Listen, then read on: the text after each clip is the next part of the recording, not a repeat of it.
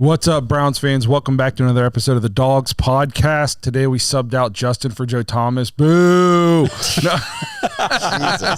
Thanks, guys. Just messing with you. That was just our way of, again, sending a huge thank you to Joe Thomas for coming on the show last week. We really appreciate it. If you guys didn't get to check out the interview with Joe, make sure you guys go check it out. We're happy to have Justin here, obviously. Yeah. I'm glad to be here, dog. Yeah. Or whatever.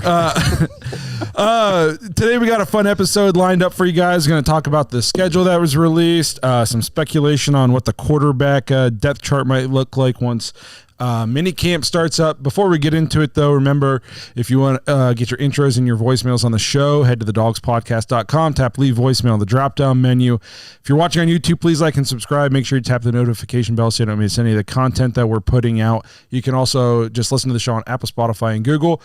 Just search at the Dawgs Podcast on any of the social media platforms. You'll find us there. And lastly, if you're looking for more Dawgs content, head to jointhedawgs.com, become an official Dog Pack member on the Patreon page, get access to the private Discord, play fantasy football with us. The signups for fantasy football are going to start June 1st, so you got about 10 days, 9 days, whatever day it is today, before the signups start. You don't want to miss your spot in one of those leagues. So we have 4 or 5 redraft leagues last year, plus multiple dynasty leagues. So make sure you jump in there, play fantasy football, get access to the private Discord, hang out with everybody. It's just a good time for everybody involved. So that's jointhedawgs.com to become an official Dog Pack member. And then one more thing I wanted to mention, if you're local, T County, all the way down to Guernsey County, Stark County, heck, even if you're up in Summit, just anywhere, around local to Dover, Ohio, New Philly, Ohio, on June 21st from noon to 5 at Wabash Lanes in Philly, the Tuscarawas County Browns backers are going to be hosting their big Bowl with the Stars event. A bunch of former Browns players are going to be there. A current Browns player is going to be there. Hawley, right? Yeah, Ralph Hawley. Hawley's going to be there. Sugar Dre Donovan's going to be there. Local boxing champ. It's going to be a great time. So if you want to bowl with some Browns legends, both current Browns player, get autographs, pictures, all that good stuff. Wabash Lanes, New Philadelphia, Ohio, June 21st from noon to 5. It's going to be a great time, so make sure you stop in, say hello, bowl with some Browns players. And we'll also be live streaming from the event. So if you can't make it in or you're not local or whatever, just tune into YouTube, check us out, or Facebook, wherever you guys are watching, and we'll be live. We'll be interviewing Ralph Hawley and some of these other guys on the show, and very cool. We'll have a good time that day. Yep, it's going to be awesome. So, again, that's noon to 5, Wabash Lanes in New Philadelphia, Ohio. If you're within an hour, it's going to be a good event. Make sure you guys pop in, have some fun.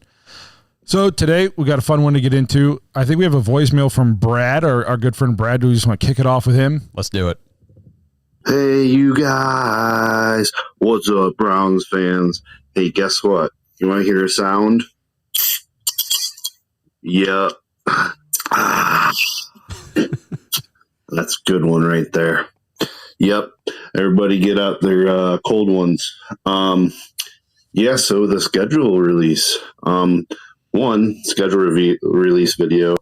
I could have made a better one drunk, probably.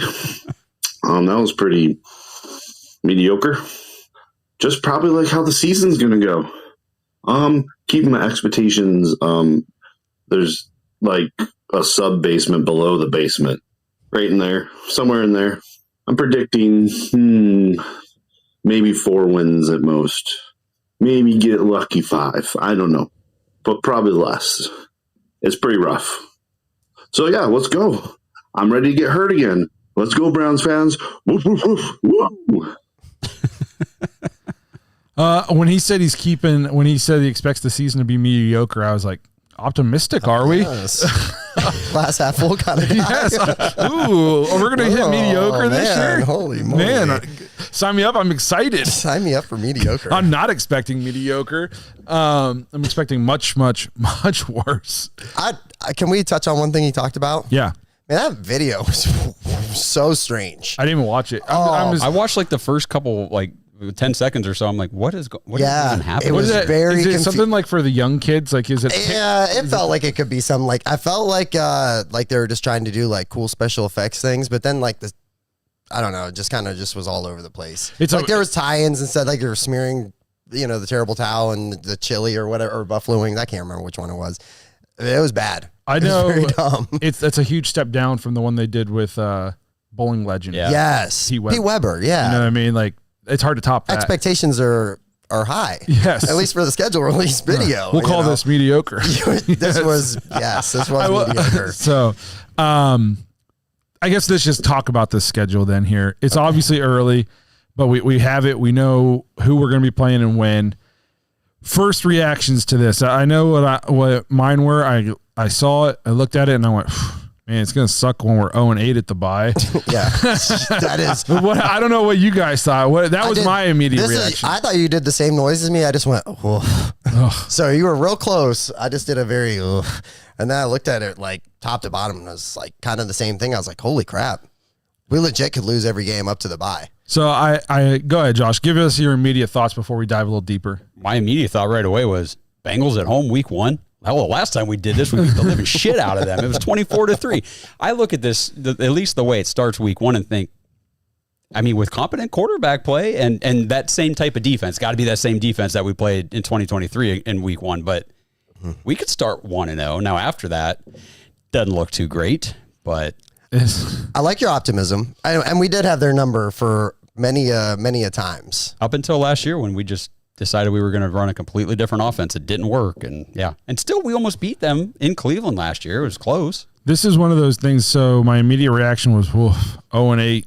It's gonna be tough. And then if I look at it a little bit more objectively, I think, okay, we can beat the Bengals at home week 1. I think the Steelers offense we could either win that game 3-0 or lose that game 3-0. That's a toss up. That's a pick 'em right because now. Because that might be like a TJ Watt strip sack kind of win for them because I think their offense is maybe worse than ours.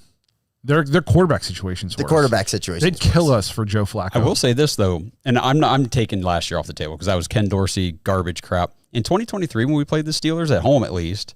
Remember, it was a DTR game. Mm-hmm. Kevin managed the living crap out of that game just to make it close.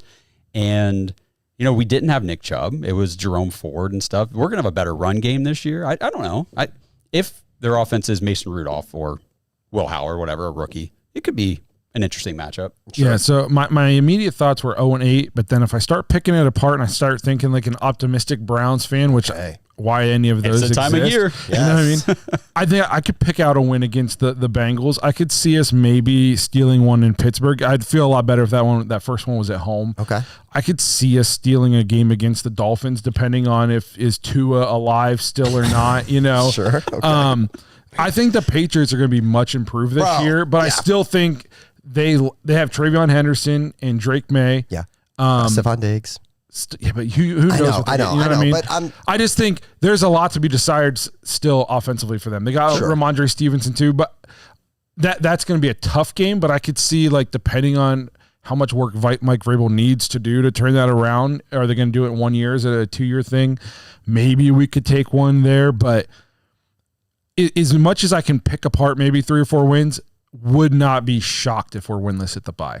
Would be 0% shocked. No, absolutely not. Which is just the range of outcomes for this team right now it's funny. It really And maybe they'll just come out and shock us and just really just go on a real heater. But the other thing that I noticed too right away, and obviously because it's color coded, thankfully, the one that they put out, no back-to-back away games this year.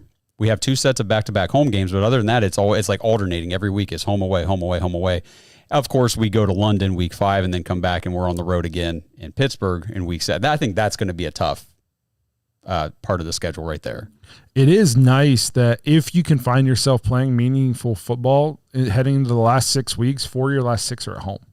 Yeah. And you got the Titans, but it's a tough. The Bears, are they going to be better with Ben Johnson at the helm? I think so. Bears, Bills, Steelers, Bengals. That could be a tough stretch. Yeah. So yeah. And the thing that I think we need to say this before we go too further with the schedule. We're talking about this in May. Mm-hmm. By the time we get to week 16 or 17 in December, we have no idea what the injury situation. Quarterbacks are going to go down in camp. Quarterbacks are going to go down in the first half of the season. And like you said, we might not be playing Tua week 7. We might not be playing Caleb Williams in week 15. I don't know. Well, we have no idea. Here's the thing too that makes looking at the schedule this early, at least in the NFL, just I don't want to call it pointless, but just you're not you're going to have a tough time picking winners and losers before we've even seen training camps or preseason games or anything and rosters. The NFL, there is last to first and first to last teams every year. So there's teams on this schedule that we're looking at right now that we think are going to be tough, that are going to be those are going to be our easier games. And there are games we're looking at now that we think that's a guaranteed win right now. Put it on the books. We don't have many of those. And they're going to be the tough games because there's so much parity and so much roster turnover in the league that it's so hard to predict who is. You have your consistents, your Ravens, your Bills, your Chiefs, but there's so much turnover in terms of roster turnover and stuff like that in the league that it's impossible to be able to tell who's actually going to be good, who's going to be bad this early. Do you remember, let me take you down memory lane real quick. Do you remember last year when we got the schedule and we looked at that first, what was it, maybe like 8 weeks, and we were like, oh, Raiders, that's a win. Oh, Commanders, that should be a win. Absolutely. We were all sitting here like 7-1, 6-2. Yeah. No, those teams got better. And we got worse. Yes. A lot worse. Yeah, so, well, not the Raiders. Huh? Don't remind me about that game. Not the Raiders. Flew all the way across the country not the to watch Raiders. us get spanked. They were who we thought they were, and, Yeah. Ouch. So we'll see what happens here. But it's so much of this. I can't wait to get to like seeing what we're doing on the field. Yeah. And if you guys remember when we got to training camp last year, there were like all the reports coming back was like, oh, they don't look that good. Yeah. Well, this offense looks like this doesn't look good. Yeah. And people were like, oh, bullshit. No, the Cleveland media is terrible, which you're not going to hear us defending the local Cleveland media very often, but that everybody was saying it. It wasn't one person. Everybody was like, this does not look good. Doesn't look cohesive. It doesn't look together. We look confused. We look slow. We just do not look good. Deshaun does not look good. Nobody looks good. And we were all like, it's training camp. People are banged up. We haven't even had our full roster out there yet. They haven't got to play together. We're going to be fine. We play the Raiders in week 4. They suck. Last year was only the most painful season of my life. Yeah. It turns out, I mean, even in the pros, you practice or you play how you practice. And we went up there to training camp. And I remember we were sitting there. We were kind of very early on went, this is kind of a walkthrough. It was supposed to be like explosive plays. Remember, like big fireworks. Plays. Fireworks. Yeah, juicy. David and Joku said juicy, and we're sitting there and we're like, is anything even happening? It was a lot of dump off passes to tight ends and running backs, which we saw in the preseason, which Kenny Mack was complaining about like crazy. Do you remember what we said? I just don't want to show him too much of the playbook. Yeah, it turns out that was the playbook. It's preseason. We don't want to give him too much early on, and then that was kind of it. And and as we get into the preseason, it's like, remember what I was saying last year. I don't care if you look great in the preseason, but I definitely care if you look bad in the preseason. Right. Yep. And we looked bad or non-existent. You know what I mean? Yeah. And it trains like if you look great in the preseason, it doesn't mean anything. But if you look bad in the preseason, there's probably some issues. I would be interested to know how many teams are 0-4 or 0-3 through the preseason and then go on to be good that year.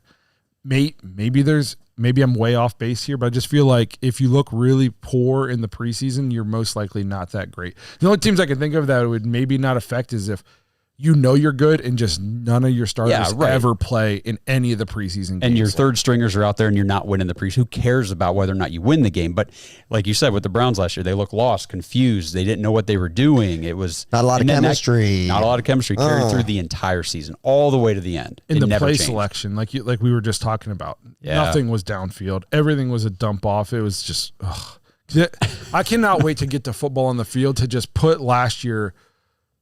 I never want to think about it again. No, that was rough.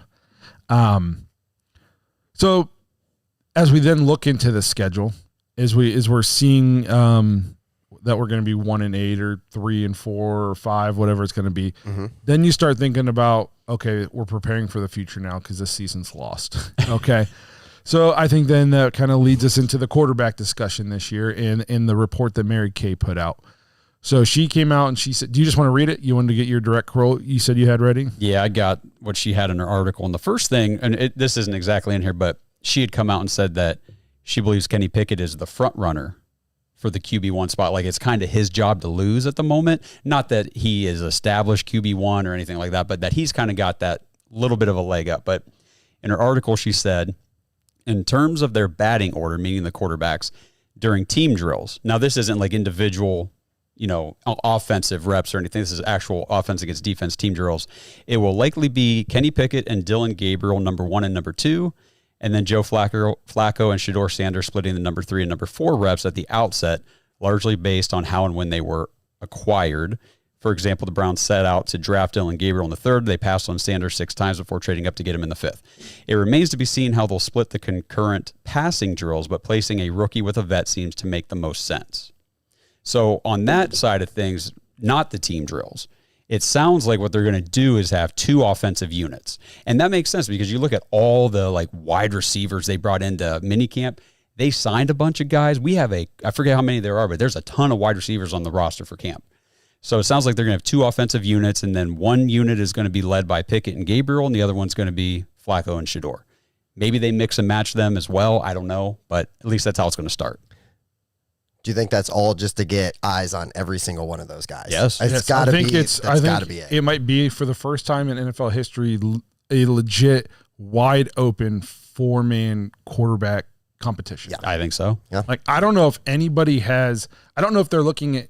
I know she said Kenny Pickett's kind of his job to lose, but I think that's just based on they gave up a pick to get him, and he's not 40, and he's not a rookie. I don't think anybody – I think they're all on an even playing field right now in terms of it's going to be whoever plays the best. The only reason I think Kenny Pickett probably has that leg up in the front runner spot is just because, like you said, they traded for him. He was the first guy they went out to get. They actively sought him out and made the move to get him, and he's got NFL starting experience. I think that's it. Yeah, this is kind of my feel on the quarterback room right now is I wouldn't be shocked if Kenny Pickett played well in Kevin Stefanski's offense. He can move a little bit, and Kevin has gotten good play out of bad or mediocre quarterbacks before. So would any of us be shocked if Kenny Pickett comes out and looks like a competent player, or at least looks better than any time he ever did in Pittsburgh? Jacoby Brissett. I wouldn't be shocked if he looked better than he did in Pittsburgh. I would be shocked if he was like, wow, reclamation project achieved. He's the next Sam Darnold. Like, we got our guy. Why would you be shocked? Because I didn't like how he played in Pittsburgh. I think. Did you like how Sam Darnold played anywhere? No. So I didn't like how he ended the season in Minnesota. I think we'll see how Sam Darnold does this year, but I think that was the thing with Pittsburgh too with Kenny is I think that it was a very, very safe play calling, like no risk. Well, even then he was booty. Yeah, you know what I mean? Like, nobody has looked good at the quarterback position in Pittsburgh since Big Ben retired.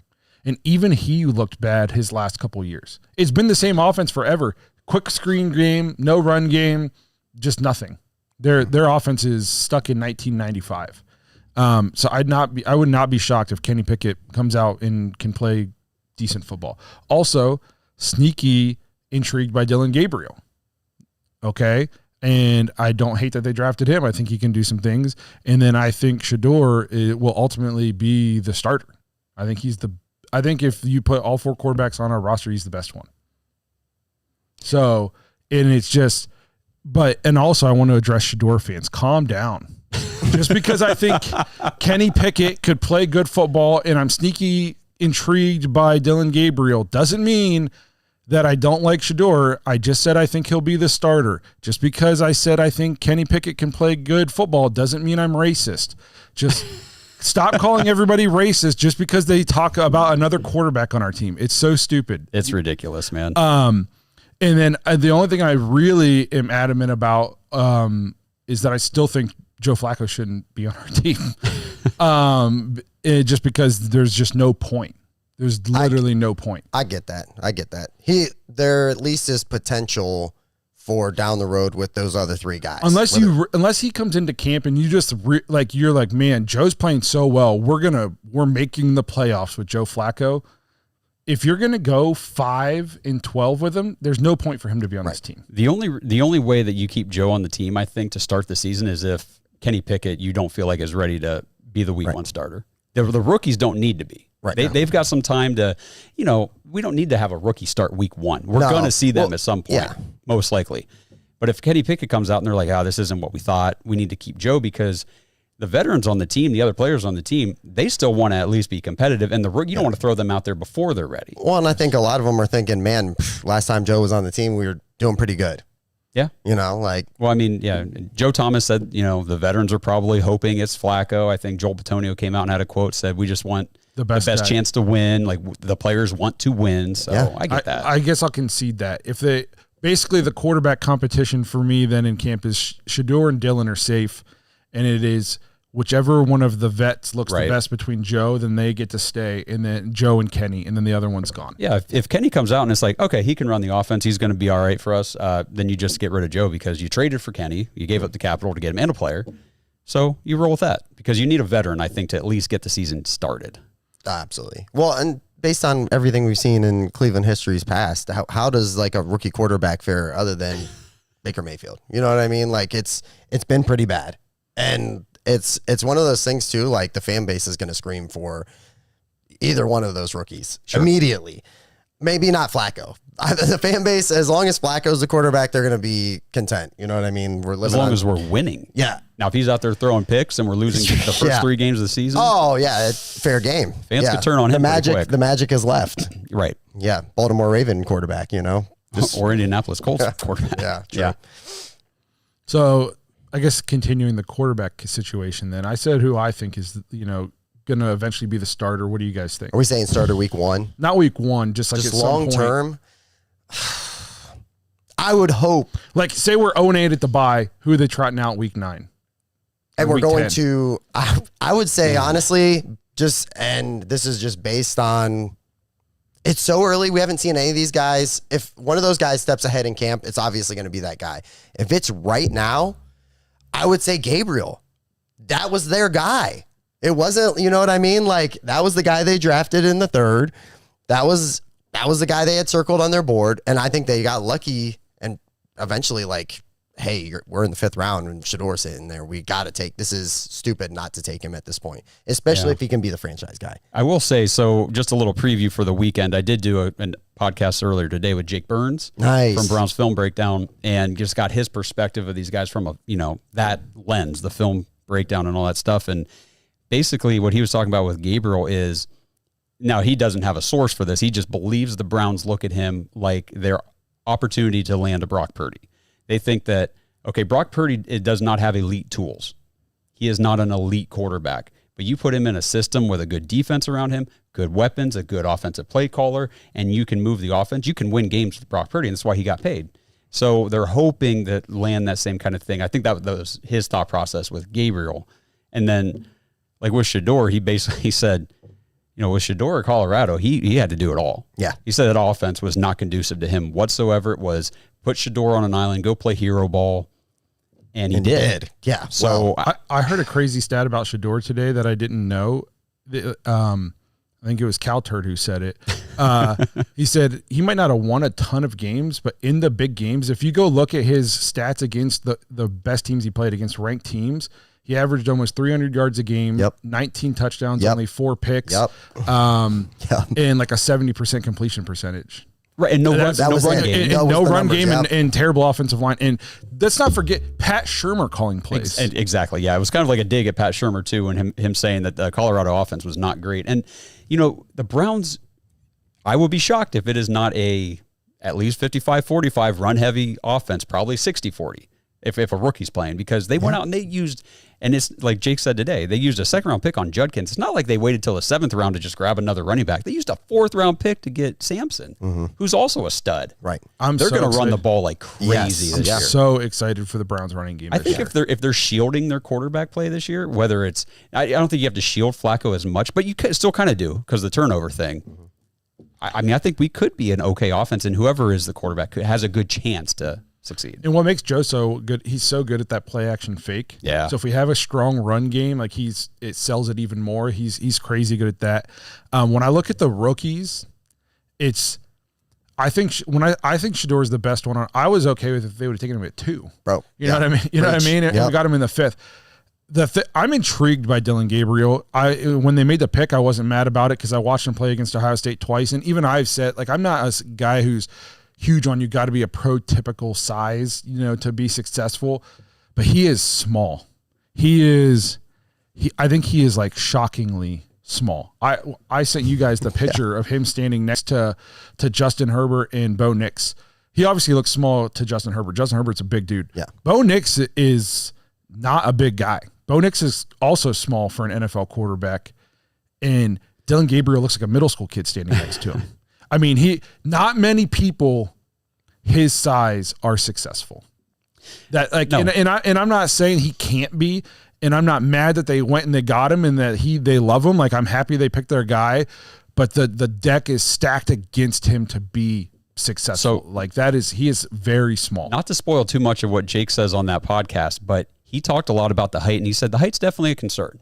Because what you just said, like, quarterbacks of that stature, it's a lot more difficult. Drew Brees talked about his entire career about, I have to find throwing windows. I can't always see over the line. For one, you got to be a hell of an anticipator. Like, you got to know the offense, know what the defense is doing, know where you're going with the ball. And then, he said that a guy like Russell Wilson, rarely will he throw over the middle of the field because he can't see it. The throwing windows are too hard. He's usually outside. But he said the college tape, whenever he was breaking down and going through Gabriel's, he's like, he throws over the middle all the time. Like, he's not afraid, and he can do it. Will it translate to the NFL? We'll see. But he did say that's for his height to not have any fears throwing over the middle was encouraging, at least. I'll say I'm not going to take anything away from that. When he's playing at Oregon, though, throwing over the middle, you just throw to a spot. Your guy's probably wide open, and because you have five-star receivers running around side you. True, but he was also breaking down the game against Ohio State, which is a good defense. Yes. So, I mean, it's... Yeah. How many Jackson State, Colorado games did these guys watch? I don't know why you're asking. We've literally been talking. I've said Shedeur is the best QB on our roster multiple times. It's like... I watched so much Shedeur film when I was breaking down him and Cam Ward in the process. Yes, we've watched a little bit. I'll tell you what was why I'm getting higher and higher on Shedeur is, and I was already high on him after the rookie minicamp. First of all, I only heard one person say that Dylan Gabriel looked better, and it's a guy I don't trust as far as I could throw him. It was Grossy. But I heard Nate talk about how good he looked, and that's a guy who I do listen to, and he said he was impressive. Like, throws dimes on a rope, 57 yards in the air, on the money. He can put the ball wherever he wants it every single time. Like, everything I heard about him through the rookie minicamp was like the ball didn't hit the ground. Like, especially day 2 and day 3, it's like it was almost unreal how good he looked in those camp days. That being said, I don't care who wins the QB battle. I don't care at all. I just want one of them to be good. Have you guys ever heard of rookie minicamp stat records before? No, that was all just troll posting. There's no way. Such a made up, like he shattered rookie minicamp records. I'm like, people keep track of shit at minicamp. And Jake had a good point too today. He said at these minicamps and these like early practices, you can't do that stat keeping stuff because these quarterbacks are going through like situations. The coach might say, hey, it's 3rd and 8. You got to try to get the ball into this window. Well, maybe they can't, but they got to try to see if they can do it. And situational stuff, like you got to pick up the first down. You can't throw to this guy, or whatever. So it's just so hard to know what the situation is. Yeah. We're not in the huddle. We don't know what's being called. That being, like I was saying, I don't care who wins. Right. I just want somebody. I personally think it will be Shedeur, but I don't care if it is him or not, and I don't care if it's Dylan Gabriel, and I honestly don't care if it's Kenny Pickett. Somebody. Just not Flacco. Just give us 2 first-round picks next year that we can use on other things. Yes. Awesome. I'm having a brain fart. Safety from Ohio State. Downs. Yeah. Yes. I'd love to have Caleb Downs on this team next year instead of having to draft a quarterback. Yep. And if DeJuan Jones doesn't pan out at left tackle, get your left tackle. Yep. Yeah. Or a number one receiver. Or number one receiver. Yeah. If Judy's not still that guy or whatever. Or just go get a number one receiver. Pair them up. Let's do this. Yeah. I have no problem with just being filthy spoiled at the wide receiver position. Yeah. I guess I'm kind of throwing us a curveball here real quick. Sure. Love it. What rookie do you think will have the biggest impact? Not necessarily quarterback. No, instantly I say Quinshon Judkins. I agree, think he's 100%. Getting 250 to 300 100%. carries this year. I think he's the workhorse back. He's gonna. I'm excited about him. Me too. Really that's what I was agree. going to say. I think that's like okay. So after Judkins, then the rookie that will have the biggest impact. I honestly. It's tough for me because of the I want to say either Schlesinger, especially because I think he's going to have to step in and be the JOK pretty much right away, or Fannin. We don't have like that hybrid freak athlete like guy in the slot, yards after the catch kind of guy. So like is it concerning that we're not talking about the 5th overall pick at all yet in this conversation? Well, he's a lineman. I almost forgot who it was. No. I think Mason Graham's impact will be harder to notice just because of the position he plays. If Miles has a career year, it will probably be because of what Mason Graham does in the interior. Yes. I think like if you want to see the kind of impact he's having, you also have to watch the kind of year Miles is having. Yeah.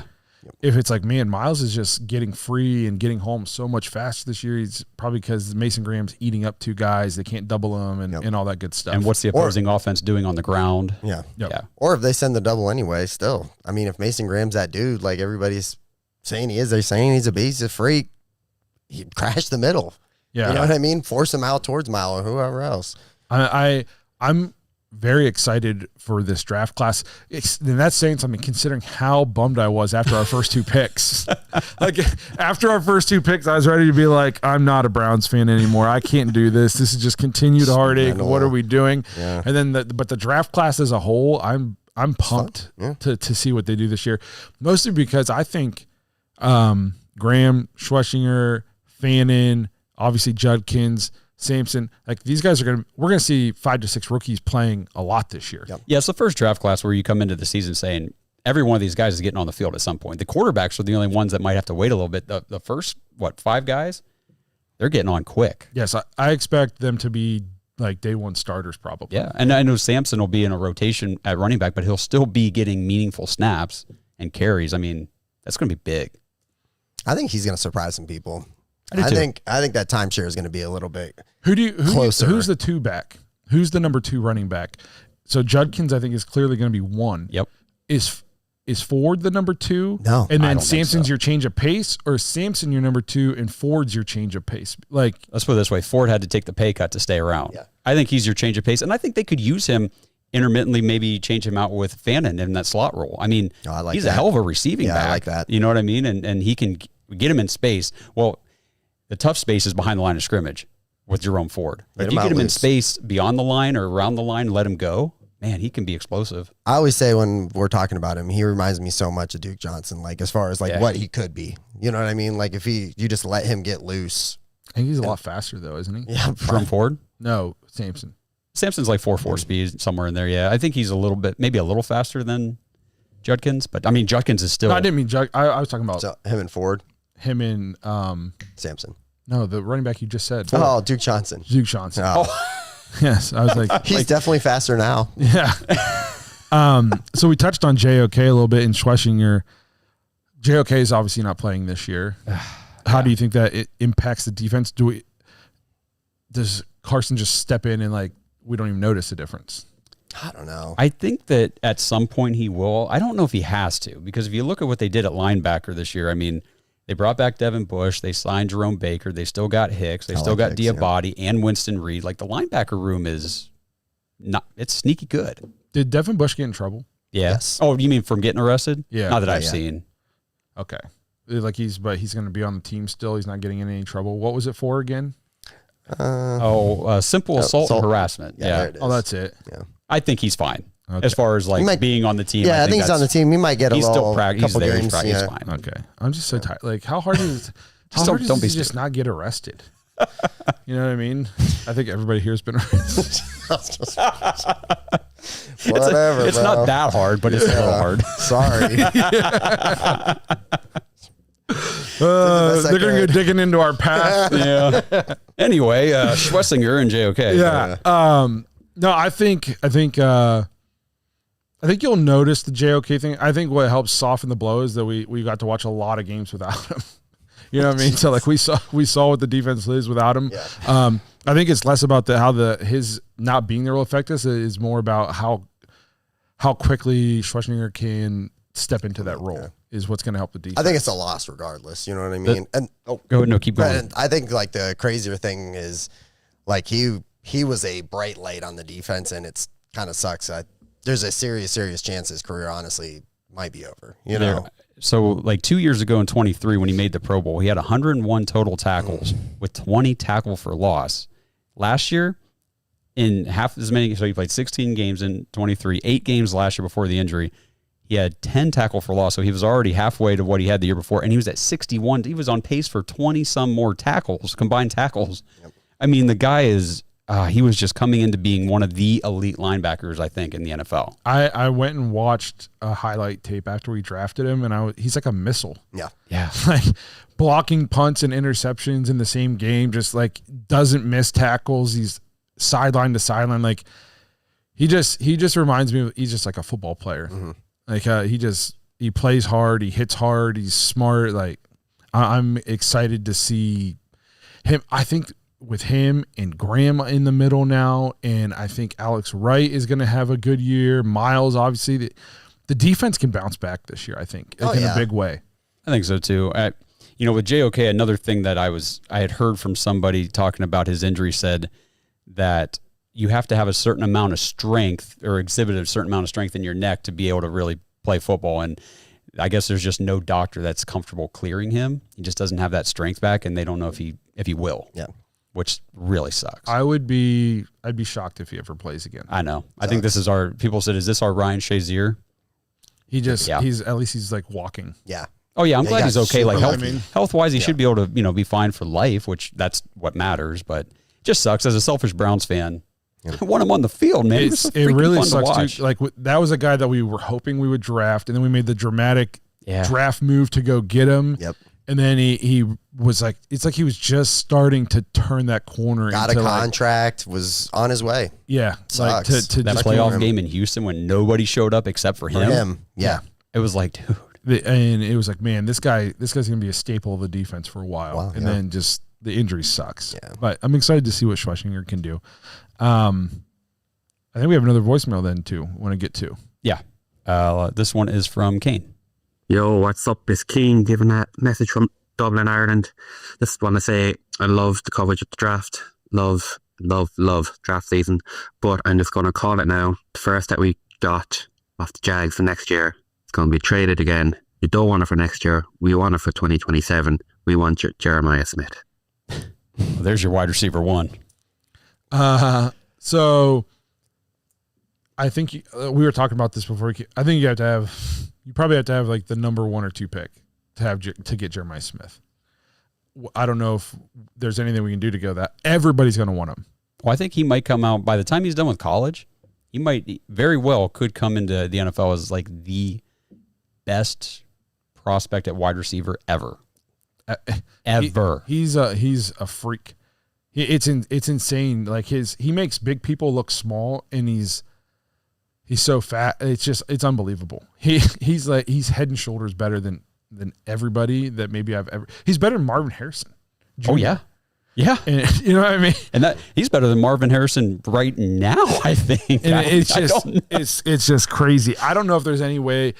I think the only way to guarantee that you're going to get Jeremiah Smith is to make sure you don't win any games next year. I guess let's say you find one of your guys on this team, right? At quarterback and next year you don't have to take a quarterback. And maybe we're still a ways out. Let's say we're still looking at next year ends and we go, a lot of holes again. I mean, if they trade back one of those picks, you still have another one. I think there's going to be serious team needs, though. I mean, we have team needs, I feel like, going into this season. I think you're definitely going to need offensive linemen next year. Sure. Especially because if we have another not great season, this could be Joel Petonius last year. Oh, for sure. I think it probably is either way. Yeah, be my guess. Unless we surprise people and maybe we make a playoff run, which okay, but I think if we were to maybe make a playoff run and it seems like maybe we lose in the playoffs or something and by 3 points and it seems like, man, we're right there. Just one more, we're maybe Joel will run it back, but I would not be shocked if this is his last year. We're going to need guard.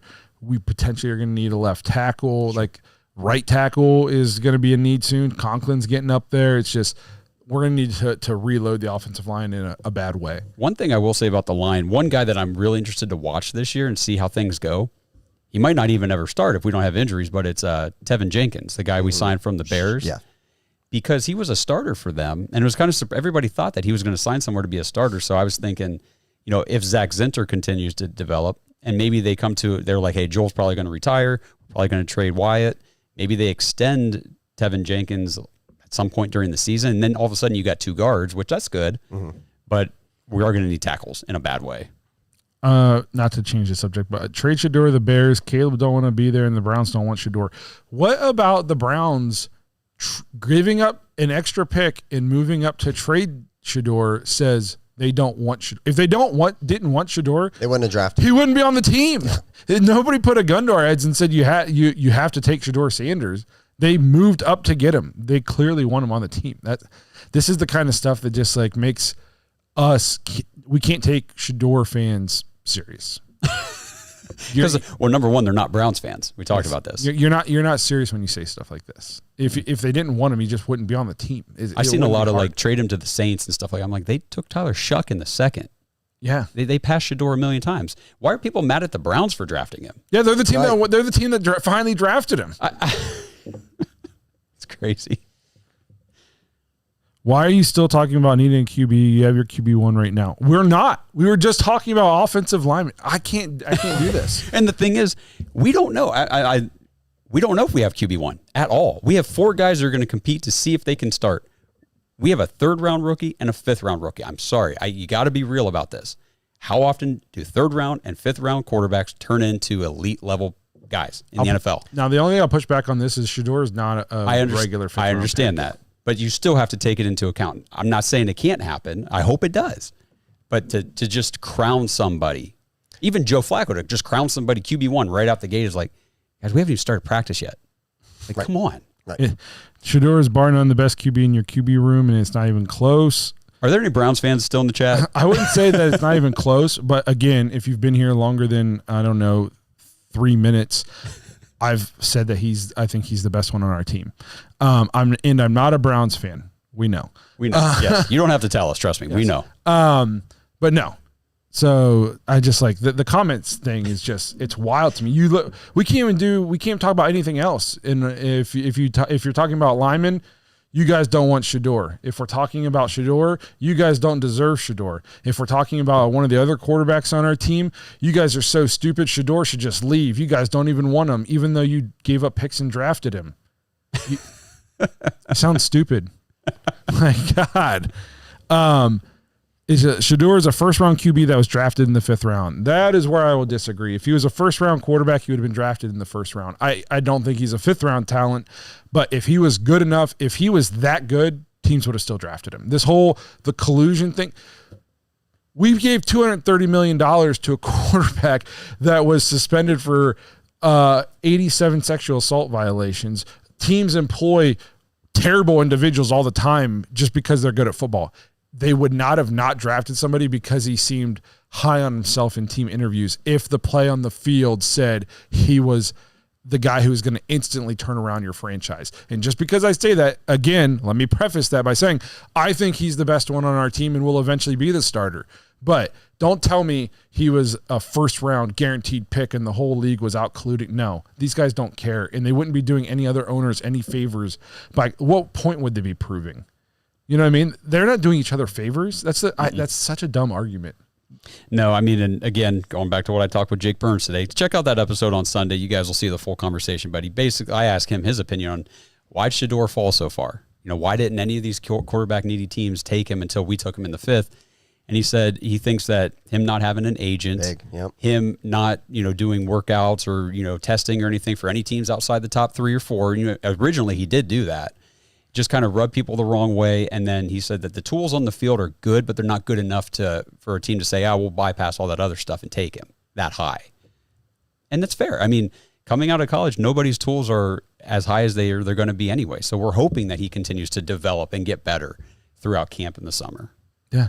Like, it's just, why are you guys, we're not butthurt. It's just like, it's hard. Like, it's, frustrating when you can't talk about anything else on, you know what I mean? Like I'm talking about Mason Graham and you're talking about how I don't like Shedeur, even though 100 times in this episode I've talked about how I like Shedeur. So he's the all-time leader in college football completion history. Why didn't he go in the first round? I'm pretty sure like Colt McCoy was somewhere up there and in like the most winning quarterback ever at one point. He was a third rounder. I don't remember everybody talking about the league colluding against Colt McCoy. You know what I mean? Right. And he played at a way bigger program and was way more successful in terms of wins and losses. So that's why. Like the world's not out to get you. Like the victim mentality is crazy. Really but all right, what else do we have to get into? Anything?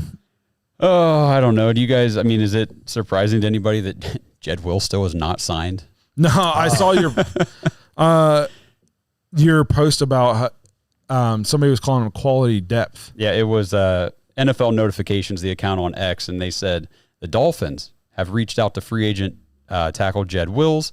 They had so much wrong here. They said Jed was Tua's left tackle. No, he wasn't. He was right tackle at University of Alabama and would serve as a solid depth piece to a team that desperately needs it. And I said, I think we're using the phrase solid depth piece a little loosely here, aren't we?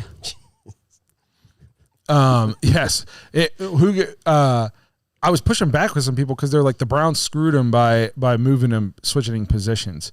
And I'm like, well, we just talked to a Hall of Fame left tackle who said a couple months is plenty of time to make that adjustment.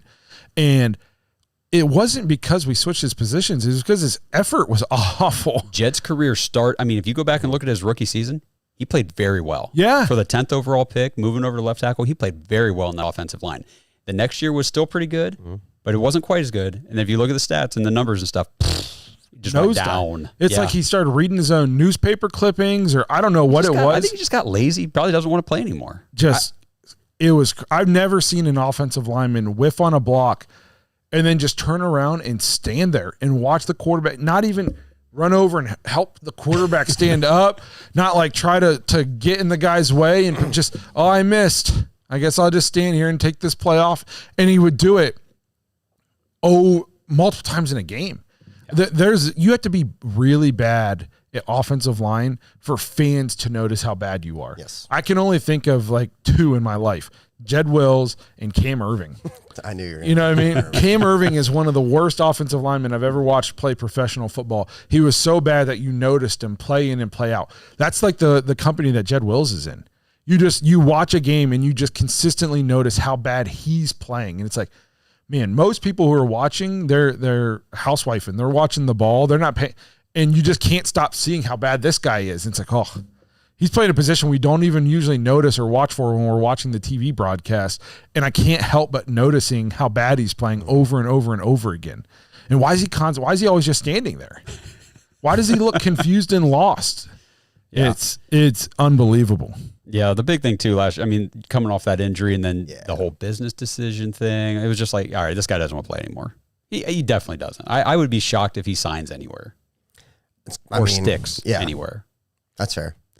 But I can't wait to see the egg on your face when Shedeur brings Cleveland to relevancy. Oh, wait, he has brought Cleveland to relevancy. My head hurts. My head hurts because all we've talked about is how much we like Shedeur. Two of the people said we wanted him to take him at 2. I've said I think he's the best one, and we've all said we don't care who wins the quarterback competition. We just want somebody to win it, but I think it's going to be Shedeur. How does that make us anti-Shedeur? You know what? Mary Kay posted a thing the other day saying, he officially signed his rookie contract, 4-year, $4.6 million deal. And it was like I forget, $50-some million difference from if they'd have taken him at 2. And people were like, oh, she's just a salty bitch. I can't believe she would say something like that. And I even had to say something to somebody. I was like, she advocated hard for the Browns to take Shedeur too for a long time. So did I. I'm pretty sure so did Justin. We all did for a while. Yes. So this is like you guys don't like him. He's the only reason you're relevant. But first of all, the Browns have been here a lot longer and they're going to continue to be here longer. We like him. You guys sound so fucking stupid. My God. I don't know. Do I have to say in a different language? Probably. And over. But I can't wait for these guys to just finally get on the field so we can quit talking about hypotheticals and actually I think that's the crazy thing is we've literally just finished rookie camp and it's completely just. We haven't even seen them all play together. No. We gotta. I'm just have a little patience on this. I'm just so sick of Browns like fandom though being. First, it was like Baker fans and Baker not fans, Baker bros. Then it was the Watson thing, and now it's like we're infiltrated by people who they don't. It's like they're watching in mute. They're just typing pro Sanders stuff without even hearing what we're saying. As we're talking good about Shador, they're telling us about how we're not talking good about the Shador. Yeah. It's like, well, last year we got. Can we just be a normal fucking fan base for once in my life? If you didn't want Joe Flacco last year, it was you hate the Browns, and there's just these groups, these pockets of people that. Oh my God, it's support these infuriating. But so speaking of these guys getting on the field, I just want to go through the schedule real quick. So we're entering into phase 3 finally of this offseason program. We're not even into the freaking preseason stuff yet, but they get 10 days of OTAs, organized team activities, no live contact permitted. So just remember that, everybody. They're not allowed to hit. 7-on-7, 9-on-7, and 11-on-11 drills are going to be done. The workout dates are May 27, 28, 29, and then the next set is June 3rd, 4th, and 5th, and then mandatory veteran minicamp is June 10th, 11th, and 12th. So we've got a while here before we can actually evaluate anything. Yeah. And then they go on that long hiatus until the end of July, which we're going to sit around here and do this every week. I just need it to fast forward. I know. I just need it to be here. I need on the field football to be happening for us to actually talk about. I'm so I'm tired of the speculation.